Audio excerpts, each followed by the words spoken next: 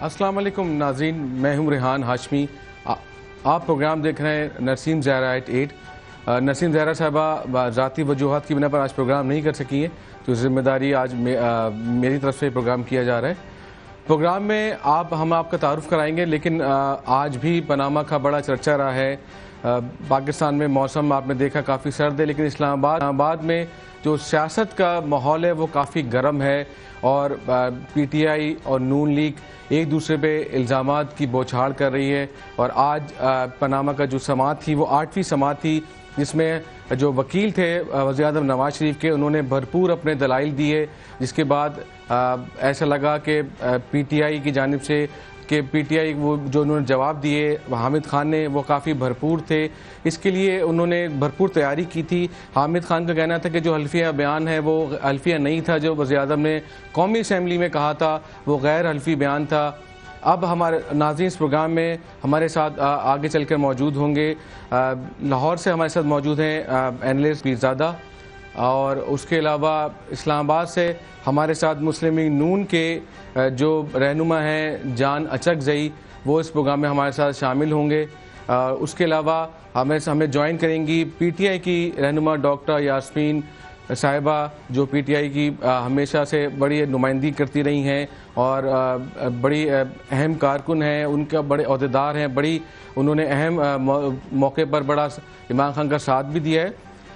ہم چلتے ہیں پہلے پی ٹی آئی کی جانب سے جو موجود ہیں ڈاکٹر یاسمین صاحب، آپ بتائیے کہ آپ سمجھتی ہیں کہ آج پاناما میں جو حامد خان نے جو دلائل دیے وہ اس طرح کے تھے کہ پی ٹی آئی مجبور ہو گئی؟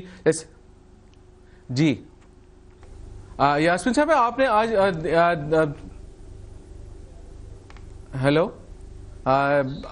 جی آواز آپ کہ جو نون لیگ کے جو لائر تھے حامد خان نے جو آج دلائل دی ہیں سپریم کورٹ میں وہ کافی سٹرونگ تھے، اور انہوں نے تمام باتیں کی ہیں کہ ابھی تو پہلا وکیل ہے جو پیش ہوا ہے سپریم کورٹ میں، جبکہ آگے اور وکیل بھی آنے جیسے اکرام شیخ صاحب کو آگے پیش ہونا ہے۔ تو آپ کیا سمجھتی ہیں، پی ٹی آئی نے بھرپور تیاری کر رکھی ہے؟ کیا پی ٹی آئی جو پیر کو جو ہیئرنگ ہوگی اس میں بھرپور تیاری کر کے آئے گی؟ جی انشاءاللہ دیکھیں، جہاں تک ہماری تیاری کا تعلق ہے وہ بالکل بھرپور ہی ہوگی۔ جو بات اصل میں آپ سے یہ کرنا چاہتی ہوں کہ ان کے بیان جو مرضی ہوں، اس وقت ہر طریقے سے حکومت جو ہے وہ اس چکر میں سے نکلنے کی کوشش کر رہی ہے۔ وہ وجہ یہ ہے کہ وہ کہتے ہیں کہ جی یہ نواز شریف صاحب کا کوئی تعلق نہیں ہے، ان کے بچوں کا تعلق ہے۔ اور میرا خیال ہے آج جو وہ بی بی سی کی رپورٹ آئی ہے وہ بہت ہی زیادہ اس وقت میرا خیال ہے امپورٹنٹ رپورٹ ہے، جس کے اندر کہا گیا ہے کہ یہ جو ساری باتیں اور ذکر کر رہے ہیں کہ جی یہ کب خریدے گئے فلیٹس وغیرہ، یہ فلیٹس ان کی پوزیشن میں تھے 93 94 95 سے۔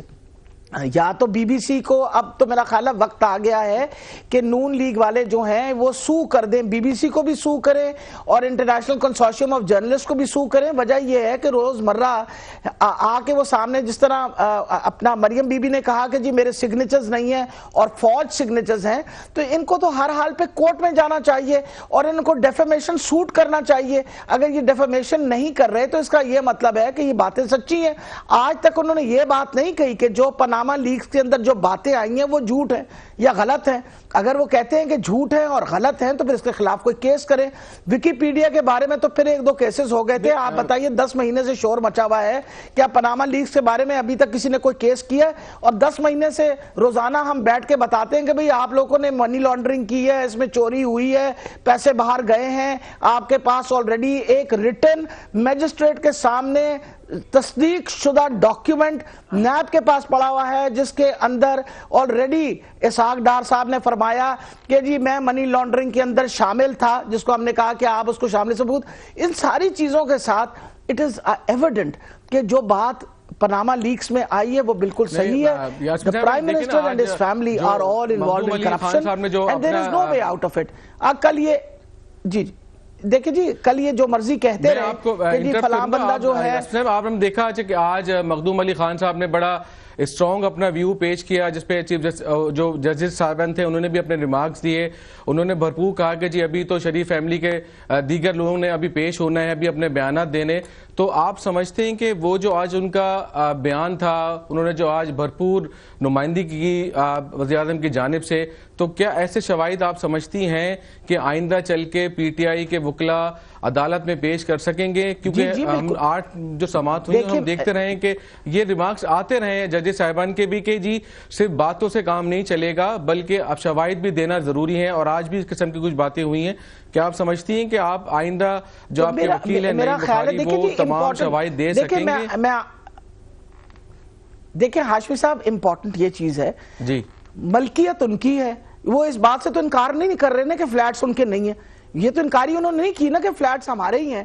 اب مقصد یہ ہے کہ جب ملکیت ان کی ہے تو حساب کتاب تو وہی دیں گے. اب میرے گھر کا حساب کوئی میرا ہمسایہ تو دینے سے رہا نا کہ میں نے اپنا گھر کہاں سے خریدا ہے، اس لیے حساب تو انہیں کو دینا پڑے گا. اور اگر یہ آ کے باتیں جس طرح انہوں نے کہا شواہد نہیں پیش کریں گے تو naturally the court is going to question them.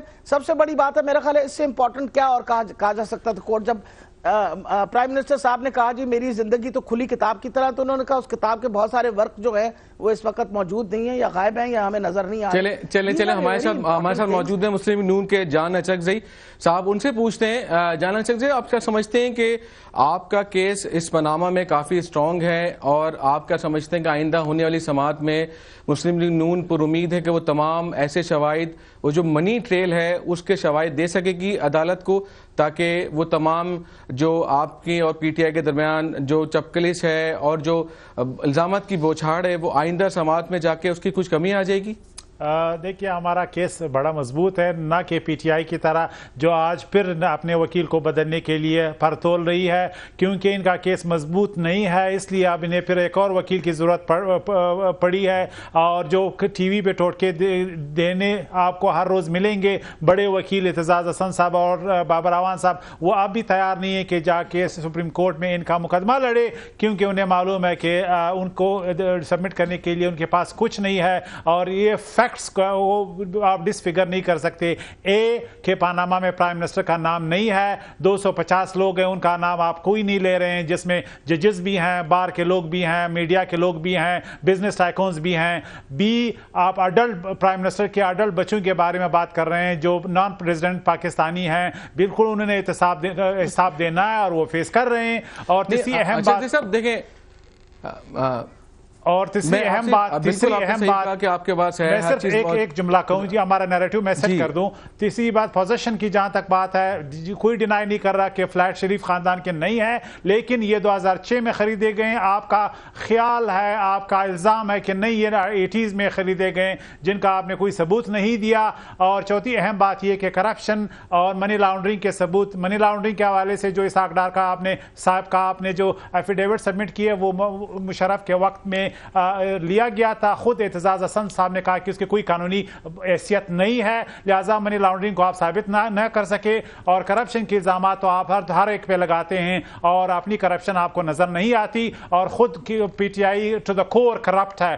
اہم بات اس میں اب یہ ہے کہ کیا آپ کرپشن اور منی لانڈرنگ کے اس الزامات کے لیے کوئی کنکریٹ ثبوت پیش کرنے جائیں گے یا نہیں؟ دیکھیں بالکل آپ نے کہا، بالکل بات ایسی، لیکن ایک بات یہ بھی ہے نا کہ وکیل تو آپ نے بھی بدلے ہیں، کافی وکیل آپ نے دیکھا. حسین نواز صاحب نے اپنا وکیل بدلا، پھر دوبارہ وکیل آ گئے، پھر اکرام شیخ صاحب آ گئے، تو وکلا تو آپ بھی تبدیل کر رہے ہیں. تو گڑبڑ تو ایسا لگتا ہے کہ دونوں جانب ہے. اگر ایسی بات نہیں ہوتی تو یہ تیسری دفعہ بدلنے جا رہے ہیں. نہیں، لیکن دیکھیں بالکل ہر کسی کو حق ہوتا ہے وکیل بدلنے کا، لیکن جو سب سے اہم سوال جو ہم نے دیکھا ہے 8 سماعتوں میں، وہ منی ٹریل کی پی ٹی آئی ہمیشہ بات کرتی رہی ہے.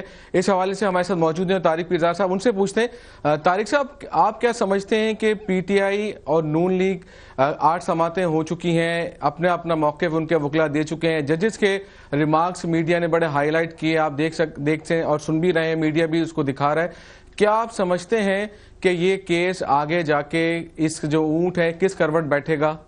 جی، میرا جو تجزیہ ہے وہ بڑا ابہام سے آ رہی ہے اور بالکل واضح میرا ذہن ہے اس مسئلے پر.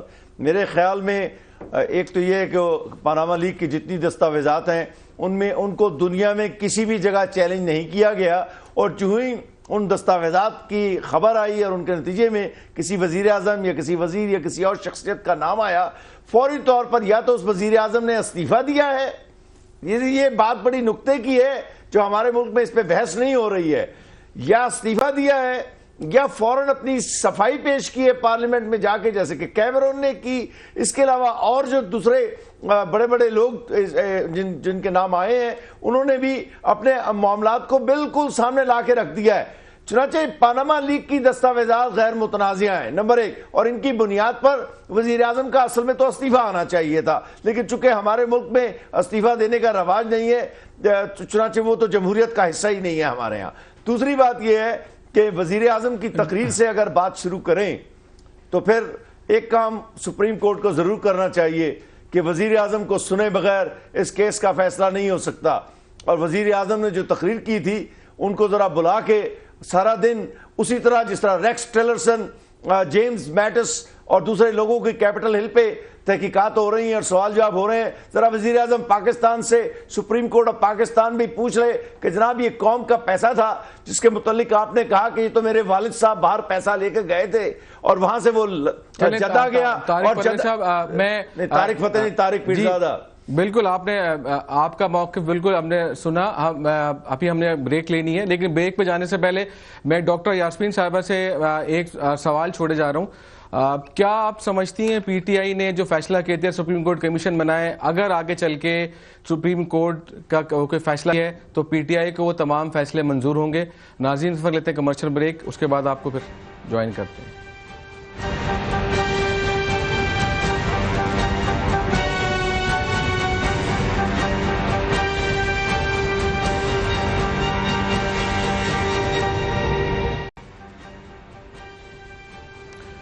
ویلکم بیک ناظرین۔ وقفے سے جانے سے پہلے ہم نے ڈاکٹر یاسمین سے ایک سوال ان سے پوچھا تھا، لیکن ہم چاہیں گے ڈاکٹر یاسمین کے ہم نے جو سوال پوچھا اس کے جواب دینے سے قبل ان کو آج ہم سناتے اپنے ناظرین کو کہ پی ٹی آئی کے چیئرمین عمران خان نے سپریم کورٹ کے باہر آج میڈیا سے کیا بات چیت کی ہے اور ان کا ٹون کیا تھی بات چیت کے دوران، کیا وہ جو ان کے وکیل ہیں مسلم لیگ نون کے ان کی جو جوابات تھے سپریم کورٹ کے، اس کے بعد انہوں نے آج پہلی دفعہ جو 8 سماعتیں ہوئی ہیں پاناما کی، آج انہوں نے سپریم کورٹ کے باہر میڈیا سے کیا بات چیت کی، آپ کو سناتے ہیں۔ دادے سے چلے گی پوتے پہ، پرائم منسٹر تو بھولا بھالا بیچارہ بادشاہ، اس کو تو پتہ ہی نہیں کہ بچے اربوں پتی بن گئے۔ آج تو جو میں سن رہا تھا مجھے لگتا ہے ہمیں ایسا کرنا پڑے گا کہ 4 گواہ بتانے پڑیں گے، تب تک ہم ثابت ہی نہیں کر سکتے کہ عدالت میں اب پتہ چلا کوئی ثبوت نہیں ہے، ٹیکنیکلٹیز کے پیچھے چھپ رہے ہیں۔ آج نواز شریف جھوٹ بول رہے تھے۔ جی ناظرین، آپ نے دیکھا کہ عمران خان صاحب نے آج پہلی دفعہ بات کی سپریم کورٹ کے باہر جو پاناما کی جو ہیئرنگ چل رہی ہے۔ ڈاکٹر یاسمین، آپ بتائیں گی کہ آج ایسا لگتا ہے کہ عمران خان صاحب نے جو بات چیت کی ہے، حامد جو وکیل ہیں مخدوم علی خان کے جو دلائل تھے وہ کافی ہم نے جو جسٹس صاحبان ہیں انہوں نے بھی اس کو سراہا تھا کہ جو جواب دیا مخدوم علی خان نے جو دلائل دیے، تو ایسا لگتا ہے کہ عمران خان صاحب نے بھانپ لیا ہے کہ مخدوم علی خان کافی تیاری کر کے آئے ہیں۔ جی نہیں، میرا خیال ہے جی اس بات سے تو بالکل ظاہر نہیں ہوتا کہ مخدوم علی خان صاحب جو ہیں وہ کسی قسم کی دلائل لے کے آئے ہیں۔ امپورٹنٹ چیز یہ ہے کہ ان کے پاس تو کسی قسم کے ثبوت ہی نہیں تھے۔ اب انہوں نے کہا ہے کہ جی ان کے بچے جو ہیں، جس طرح اچکزئی صاحب فرما رہے ہیں کہ جی ان کے بچے جو ہیں وہ ان کی پراپرٹی ہے اور وہ ویسے بھی انگریز ہیں، وہ کوئی پاکستانی تھوڑی ہیں، ان انگریزوں سے ہم کس طرح پوچھیں گے حساب کتاب۔ اصل میں اچکزئی صاحب یہ بھول گئے ہیں کہ ان کے بچے یہیں پاکستان سے گئے تھے اور جس عمر میں گئے تھے تب وہ اتنے پیسے نہیں بنا سکتے تھے کہ وہ جا کے وہاں سے مے فیئر کے فلیٹس خرید لیتے۔ ہم بھی انگلینڈ جاتے آتے رہتے ہیں، ہمیں بھی بہت کچھ اندازہ ہے۔ یہ جو بھی خریدا گیا اس کے بارے میں آج بی بی سی نے دوبارہ، آپ کو پتا ہے کہ اس کے اوپر باقاعدہ سٹیٹمنٹ آئی ہے۔ میں تو پہلے آپ کو پروگرام کے شروع میں کہا تھا کہ ان کو چیلنج کرنا پڑے گا، ان کو تو کورٹس میں بہت زیادہ اپنی بدنامی جو ان کی مسلسل ہو رہی ہے اس کے اوپر کچھ نہ کچھ کرنا پڑے گا۔ طارق پیرزادہ صاحب نے بالکل صحیح کہا، وہ سارے اوتھینٹک ڈاکیومنٹس ہیں، ان اوتھینٹک ڈاکیومنٹس میں ان کا یہ اصرار ہے کہ نواز شریف صاحب جو ہیں ان کا نام نہیں۔ ایک سیکنڈ جی، ایک سیکنڈ جی ہاشمی صاحب، انہوں نے کہا ان کا نام نہیں ہے. میں جب گئی ہوں نا الیکشن کمیشن میں تو میں یہی کاغذ لے کے گئی ہوں کہ جی نواز شریف صاحب کا نام اس طرح بنتا ہے کہ مریم نواز ان کے اوپر ڈیپینڈنٹ ہے، اس کا کاغذ بما مہر کے فرام دا سیشن جج میں لے کے گئی تھی ساتھ کہ جی 2011 کی جو انہوں نے اپنی ویلتھ سٹیٹمنٹ جمع کروائی بھی ہے اس میں مریم نواز جو ہیں ان کی ڈیپینڈنٹ ہیں. اگر مریم نواز ڈیپینڈنٹ ہیں اور یہ فلیٹس ان کے ہیں تو پھر یہ دیور ناٹ ڈکلیئرڈ. اس کا مطلب یہ ہے کہ نواز شریف صاحب نے جھوٹ بولا ہے. اس کا یہ مطلب ہے کہ جب وہ آئے ہیں پارلیمنٹ کے اندر انہوں نے سوائے جھوٹ بولنے کی اور کوئی کام نہیں کیا. انہوں نے کون سے جھوٹ بولا؟ اور افسوس کی یہ بات ہے کہ آج ان کی انفارمیشن منسٹر یہ فرما رہی تھی کہ جھوٹ بولنے پہ کسی بندے کو باہر نہیں نکالا جا سکتا. شرم آنی چاہیے ان کو ایسی بات کرتے ہوئے. The parliament represents Pakistan. اگر ایک پارلیمنٹیرین جھوٹ بولے آ کے on the floor of the parliament, he has to be punished to the maximum because he is talking, he has been representing Pakistan. اس لیے یہ ساری چیزیں جو ہیں ہم تو بہت ہوپفل ہیں کہ ہم نے تو یہ سوچا تھا کہ شاید ان کے پاس کچھ واقعی نکل آئے, لیکن کچھ بھی نہیں نکلا ان کے پاس. ہمیں بھی پتا ہے کہ یہ جتنے لیکن آج تو مخدوم علی صاحب نے یہ بولا اپنے مخدوم علی خان نے کہ آج جو سپریم کورٹ میں دیکھیں آج مخدوم علی خان نے جو بولا سپریم کورٹ میں گلف اسٹیل مل اور جدہ اسٹیل مل سے وزیر اعظم کا کوئی تعلق نہیں ہے. کیا آپ سمجھتی ہیں کہ ان کے جواب میں آپ کیا پی ٹی آئی کوئی ایسے سوائد ایسے ڈاکومنٹ جمع کرائے گی پیر کو؟ میرا خیال ہے دیکھیں میرا خیال ہے یا تو میاں شریف جی بولیے اللہ تعالیٰ انہیں جنت نصیب کرے, فوت ہونے سے پہلے آگ کر دیتے ان کو, کہتے کہ جی میرا کوئی تعلق نہیں نواز شریف صاحب سے. آپ نے جو حدیبہ وہ جو پیپر ملز کا کیس ہے توفیق انویسٹمنٹ بینک میں, اس میں آپ نے ساروں کے نام پڑھے ہیں. ان ساروں کے نام میں مریم نواز کا نام, حسن نواز کا نام, حسین نواز کا نام, عباس شریف کا نام, سارے نام اس میں شامل ہے.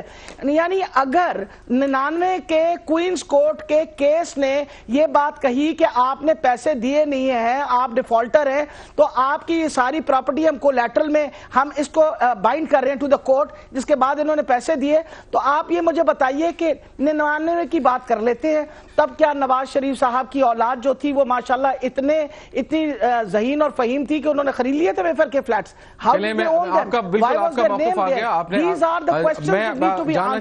جاننا چاہوں گا جانا چاہیے صاحب آپ جی بالکل آپ کا موقف بالکل آ گیا. جانا چاہیے صاحب آپ نے دیکھا کل وزیر اعظم نے پہلی دفعہ بڑے کھلے الفاظوں میں کہا کہ منگل اور بدھ کا تو گوشت کا بھی ناغہ ہوتا ہے اور یہ تو کسی بات کا ناغہ ہی نہیں کر رہے. وزیر اعظم نے کل کیا کہا پہلے آپ کو سناتے ہیں پھر آپ سے پوچھتے ہیں کہ کیا کہتے ہیں وزیر اعظم اتنے اگریسو کیوں ہو گئے. جی سیاستدان ضرور ہیں جو جھوٹ بولتے ہیں اور بلا ناغہ بولتے ہیں, روز بولتے ہیں, ناغہ نہیں کرتے. گوشت کا بھی منگل اور بدھ کا ناغہ ہوتا ہے, ان کا کوئی ناغہ نہیں ہوتا. جی ریحان دیکھیے ریحان میں جانا چاہتے ہیں جی میں دیکھیے میں سمجھتا ہوں کہ پرائم منسٹر صاحب نے ایک بہت بڑی حقیقت کی طرف اشارہ کیا ہے. خان صاحب عمران خان صاحب آج آرٹیکل 62 63 کی بات کرتے ہیں. وہ کہتے ہیں نواز شریف صاحب پرائم منسٹر نے پارلیمنٹ میں غلط بیانی کی ہے. دیکھیے اگر آج کوئی بھی اس آرٹیکل کو انووک کرتا ہے تو میرے خیال میں یہ صحیح بات ہے کہ خود عمران خان کے کلوزٹ میں بہت سے اسکیلیٹنز نکل آئیں گے اور خود ان کی نہ صرف فائنینشیل لائف پہ اور ان کی ذاتی زندگی پہ بھی سوالات اٹھیں گے اور یہ پٹیشن عام سٹیزن بھی کر سکتا ہے. تو خان صاحب کو یہ سوچنا چاہیے جب وہ آرٹیکل 62 63 انواک کرتے ہیں, جب یہ سمجھتے ہیں کہ یہ تو اس کا مطلب یہ وہ اپنے آپ کو صادق اور امین سمجھتے ہیں. لیکن اگر یہ صادق اور امین سمجھنے لگے تو ان کی ذاتی زندگی اور کلیکٹیو لائف آپ سب کے سامنے آ جائے گی. لہٰذا یہ کہنا کہ خان پرائم منسٹر صاحب نے وہاں پہ بیان دیے ان کے بقول اس میں کوئی تضادات ہیں اور اس پہ آرٹیکل 62 63 اپلائی ہونا چاہیے, تو میں سمجھتا ہوں سب سے پہلے تو یہ عمران خان کو لپیٹ میں لے گا اور ان کے تمام سوالات آپ کے سامنے آئیں گے. اور ان کی معاشی زندگی کے بارے میں جنہوں نے چندے کے پیسے پارک کیے اپنے بہنوں کے آف شور کمپنیوں کے نام پہ, جنہوں نے کہا تھا آف شور کمپنی بنانا حرام ہے اور جو کہتا ہے بناتا ہے وہ حرام خور ہے, پھر اس نے کہا میری کمپنی ہے اور میں نے لیجٹمیٹ طریقے سے مال بنایا ہے اور آپ اس سوالات نہ کریں. سمجھتے ہیں اچھا صاحب असद क्या समझते हैं कि आपके जो वकला हैं वो काफ़ी तैयारी करके जा रहे हैं और पर उम्मीद है कि आप समझते हैं कि सुप्रीम कोर्ट से कुछ उम्मीद है कि आपको जो आइंदा समाअत होगी, जो पीर को समाअत होगी, उसके बाद जो समाअतें क्योंकि रोज़ाना की बुनियाद पर जारी हैं, तो क्या समझते हैं कि आपके जो वकला हैं वो आपको सुरखरू करेंगे इस पनामा केस? पहली बात तो ये वकला का नहीं है, ये केस की मजबूती का भी नहीं है, ये सच की मजबूती का है। हमारे जो बुनियादी फंडामेंटल्स है केस के वो बड़े मजबूत है, इसको कोई भी वकील डिफेंड कर सकता है। लिहाजा जो हम आइंदा स्ट्रेटेजी बना रहे हैं वो तो आपके सामने आ जाएगी, लेकिन बेसिकली झूठ के पाँव नहीं होते और वो आपके सामने आ गए हैं और अभी तक इनको मुश्किल हो रहा है, इसीलिए तो इनके पास सब्र नहीं है। हर नया दौर दिन जो है, हर नया दिन जो है वो तारिक साहब की तरफ जाऊंगा। तारिक साहब लेट मी फिनिश, एक जुमला, रेहान एक जुमला, सिर्फ एक जुमला। हर नया दिन जो है वो इमरान खान की बेसब्री का पैगाम लाता है, क्योंकि उसके लिए जो वज़ीर-ए-आज़म बनने की शेरवानी है उसके लिए उन्हें और वेट करना पड़ रहा है। उसे नहीं मालूम कि सियासत और लीगलिटीज और कानून में आपको सबूत चाहिए और सियासत में आपको पेशेंस चाहिए। ये माउंट एवरेस्ट अबूर करना नहीं है। चलें, मैं तारिक साहब हमने आपको दिखाया और सुना है कि आज इमरान खान ने सुप्रीम कोर्ट के बाद बातचीत की। कल वज़ीर-ए-आज़म काफ़ी एग्रेसिव थे, उन्होंने ये तक कह दिया कि झूठ की एक हद होती है, मंगल बुध का नागा गोश्त का भी होता है। तो आप क्या समझते हैं कि इमरान खान और वज़ीर-ए-आज़म के इस बयान जो आज कल वज़ीर-ए-आज़म ने कहा था और इमरान खान साहब ने जो आज कहा है, तो इससे क्या लगता है कि आगे जाके क्या होगा? पीटीआई और जो नून लीग की जो वकला हैं वो एक दूसरे के खिलाफ जो दलाइल दे रहे हैं उसमें मजीद तेजी आ जाएगी? देखिए, जो बारे सबूत है ना वो हुकूमत वक्त यानी मियां नवाज शरीफ के ऊपर है और उनकी औलाद के ऊपर है। जहां तक मरियम का ताल्लुक है, देखें हकायक क्या है। मरियम नवाज शरीफ की ज़ेर किफालत हैं, उन पर इन्हिसार करती हैं। उनके बच्चों के पास जो पैसा गया वो फ्लैट्स वाला, मियां नवाज शरीफ की अपनी तकरीर जो पार्लियामेंट है उसके मुताबिक वो वहां से वो जो मिलें बेची गई उसके नतीजे में गया। तकरीर तो कह दिया ना मेरी बात हल्फी बयान है, वो तो हल्फी बयान है ही नहीं, वो तो कह दिया तारिक साहब आज मखदूम अली खान ने सुप्रीम कोर्ट में। बात यह है कि बयान हल्फी जो है ना, हर बयान हल्फी नहीं होता। वजीर आजम पाकिस्तान का बयान जो है वो बजाय खुद इतनी बड़ी सनद और दस्तावेज है कि उससे भागने के लिए वजीर आजम को किसी आसमानी कुव्वत की जरूरत है। आप अदालत ने कहा क्या है? अदालत ने कहा है कि वजीर आजम कहते हैं मेरी जिंदगी एक खुली किताब है। यह सुप्रीम कोर्ट ऑफ पाकिस्तान की राय है, और लेकिन उस किताब से बहुत से वर्क जैसे कि यास्मीन ने भी हवाला दिया वो गायब है। तो उसके जवाब में उनके वकील ने ये कहा था अगर कोई बात रह गई हो तो उसकी बुनियाद पर वजीर आजम को निकाला नहीं जा सकता। 100% इसी बुनियाद पर निकाला जाए। आपको पता है पचरी झूठ के जो फॉर्म होते हैं दुनिया में, पाकिस्तान समेत, उनके आखिर में लिखा होता है कि अगर आपने कोई चीज छुपाई या गलत बयानी की उसके नतीजे में आपके खिलाफ एक्शन होगा। ये तो सुप्रीम कोर्ट ऑफ पाकिस्तान जो आईन पाकिस्तान के तहत काम कर रही है, आप उससे खड़े होकर झूठ बोल रहे हैं। जो वजीर आजम पाकिस्तान को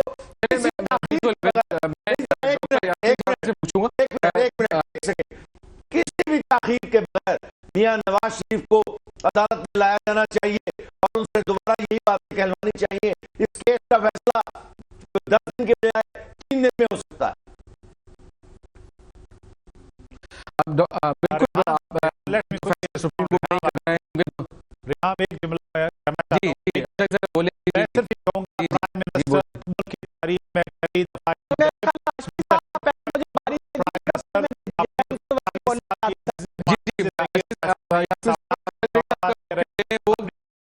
कुछ कहना चाह रहे हैं, फिर मैं आपकी तरफ आता हूं। जी बिल्कुल, जिंदगी के सवालात का जवाब दे रहे हैं। अपने वालिद बुजुर्गवार जो इस दुनिया में नहीं है उनकी 50 साल की फाइनेंशियल जो हिस्ट्री है उसके बारे में सवालात दे रहे हैं। तो ये तसाब और क्या हो सकता है? अगर विंडिटा है, अगर गेट नवाज शरीफ प्रोजेक्ट है, अगर बिल्कुल आपका मौका। यास्मीन साहब ये बताइए टारगेट करना है, वो कौन से गवाह हैं जो कहते हैं कि इमरान खान साहब के 4 गवाह लाना पड़ेंगे इनको बताने के लिए, और आज फिर उन्होंने नैब को निशाना बनाया। तो क्या आप समझती हैं कि वो गवाहों की आमद के बगैर ही ये केस निपट जाएगा या नून लीग को वो गवाह लाना पड़ेंगे अदालत में? देखिए जी, सबसे इंपॉर्टेंट ये है कि जी यास्मीन साहब, सुप्रीम कोर्ट की हम बात कर रहे हैं। सुप्रीम कोर्ट سپریم کورٹ کی بات کر رہے ہیں. سپریم کورٹ ہماری ایک ہائیسٹ اتھارٹی ہے. It can give out issue اے ڈکری, اور وہ کہہ سکتے ہیں کہ جی آپ مہربانی کر کے ہمیں یہ چیزیں چاہیے. جو ہمارے ادارے اس وقت کام نہیں کر رہے, ان اداروں سے ہی کاغذات اور ہر قسم کی انویسٹیگیشن ہو سکتی ہے, اس کے بارے میں کوئی شک و شبہ نہیں ہے. امپورٹنٹ چیز کیا ہے, یہ جو مرضی فرماتے رہیں. اچکزئی صاحب جو ہیں وہ تو جو بول رہے ہیں ان کو کہیے کہ ویکیپیڈیا نے اور پاناما لیکس نے عمران خان کا نام نہیں لیا. عمران خان ماشاءاللہ carries an excellent reputation where money is concerned. Financial transactions کے اوپر کسی کو کبھی شک نہیں پڑا. اگر ایسی بات نہ ہوتی تو اربوں روپے اس کے ہسپتالوں کو لوگ پیسے نہ دیتے. پاکستان کے لوگوں کو پتا ہے کہ عمران خان پیسے میں کوئی بے ایمانی نہیں کرتا, لیکن لوگوں کو یہ بھی پکا پتہ چل گیا ہے کہ نواز شریف نے لوگوں کے پیسے چوری کیے. آپ نے قوم کے پیسے چوری کر کے منی لانڈرنگ کر کے آپ پاکستان سے باہر لے کے گئے ہیں. چلیں بہت شکریہ ناظرین, آپ نے نون لیگ کا موقف سنا, پی ٹی آئی کا سنا. جی بالکل بہت شکریہ. میں اپنے مہمانوں کا شکریہ ادا کروں گا. پی ٹی آئی کی جو ڈاکٹر یاسمین ہے, جان اچکزئی صاحب تھے, اور طارق پیرزادہ, دونوں جماعتوں کے الزامات کی بوچھاڑ آج بھی جاری ہے. اب دیکھنا ہے کہ پیر کو پاناما کیس میں کیا اہم شواہد پیش کیے جاتے ہیں. دونوں وکلا کی جانب سے مخدوم علی خان اپنے دلائل جاری رکھیں گے. پی ٹی آئی کے وکلا جو منی ٹریل ہے, کیا پیر کو وہ اپنے جو ان کے پاس شواہد ہیں کیا وہ دے سکیں گے مزید. ناظرین اس وقت بریک کے بعد ہم آپ کو بتائیں گے کہ سندھ کا نیا گورنر کون ہوگا. وفاقی حکومت سر جوڑ کے بیٹھ گئی ہے. جی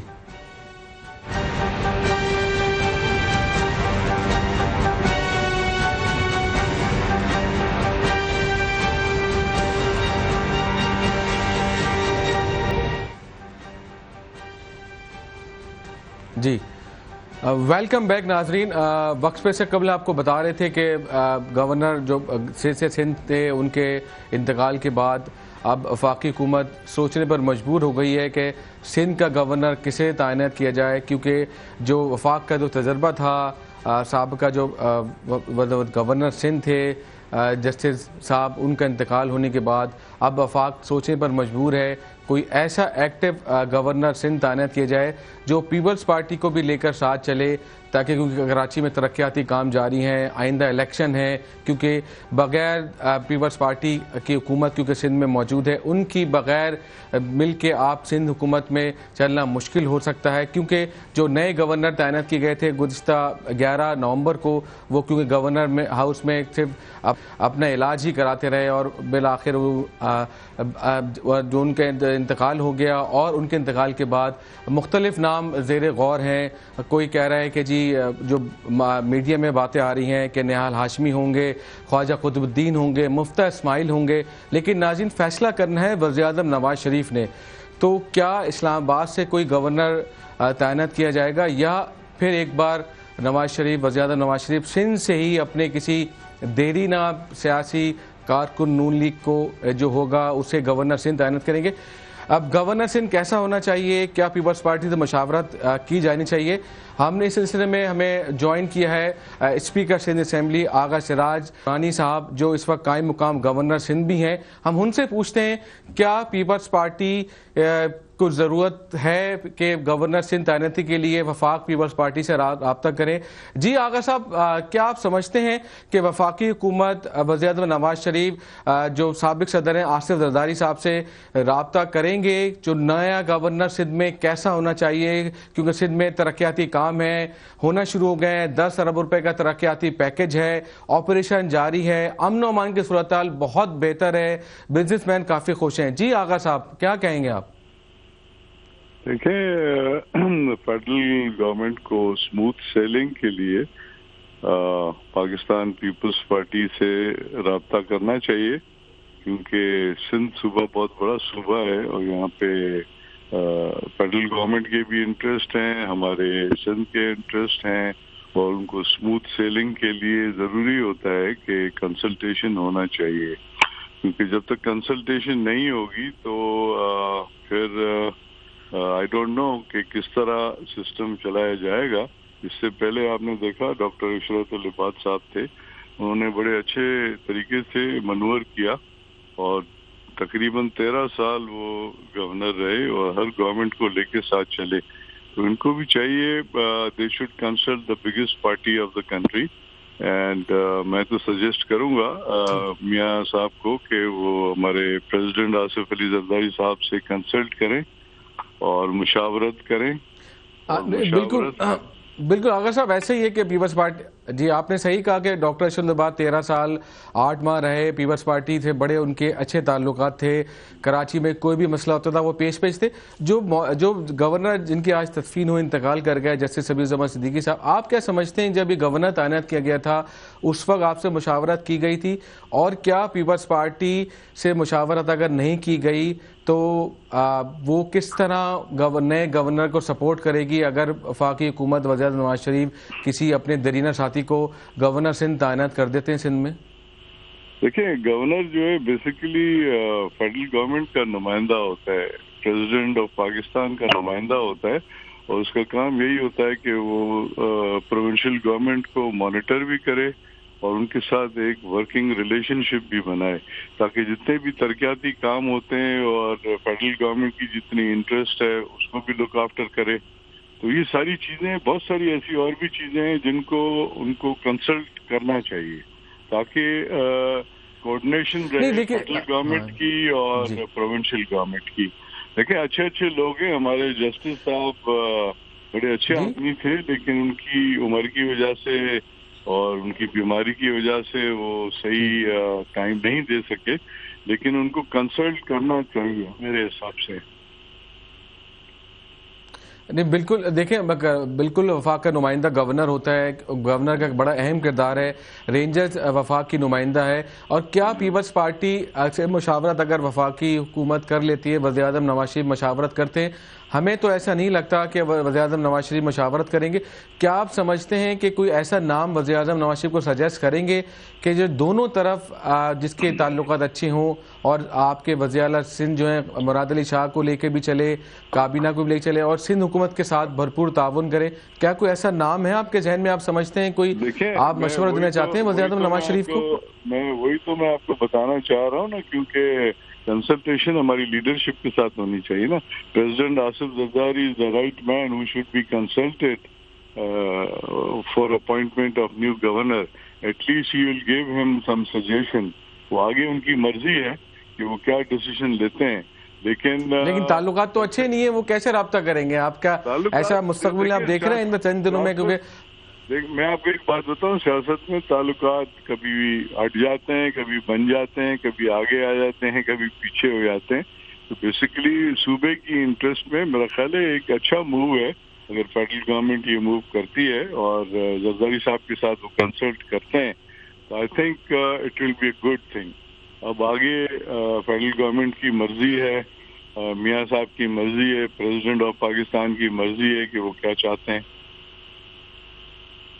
تو آپ کیا گورنر ہاؤس شفٹ ہو گئے کیونکہ آپ قائم مقام گورنر بھی ہیں، کوئی آپ نے احکامات دیے؟ کیا آپ سمجھتے ہیں کہ شفٹ تو میں نہیں ہوا ہوں، نہ میں شفٹ ہوا. جب بھی مجھے ایکٹنگ چارج ملی ہے میں اپنے گھر میں رہتا ہوں، لیکن آفس ٹائم کے حساب سے میں وہاں جاتا ہوں، جو کاغذی کارروائی مجھے کرنی ہوتی ہے وہ اگر آپ کا اگر آپ کا نام سجیسٹ کر دیا پیپلز پارٹی کی جانب سے تو آپ کیا اس کو قبول کریں گے ایز اے گورنر؟ دیکھو آئی فالو مائی لیڈرشپ. میری لیڈرشپ نے آج تک جو اسائنمنٹس دی ہیں میں نے ہمیشہ وہ پوری کی ہیں. تو بات یہ ہے کہ ہماری ایک بہت بڑی پارٹی ہے اور اس کو چلانے کے لیے چیئرمین صاحب ہیں، کو چیئر پرسن صاحب ہیں. جب تک وہاں سے کوئی ڈیسیژن نہیں آتی as individual you can't say any thing. ٹھیک ہے، بہت بہت شکریہ. آغا اسرار صاحب ہمارے ساتھ تھے، وہ کہہ رہے تھے کہ وفاقی حکومت کو رابطہ کرنا کو چیئرمین اور چیئرمین سے گورنر سندھ تعینات کے لیے. ناظرین، پروگرام کا وقت اب ختم ہوتا ہے، اگلے پروگرام کے لیے اجازت دیجیے. اللہ حافظ. ناصر.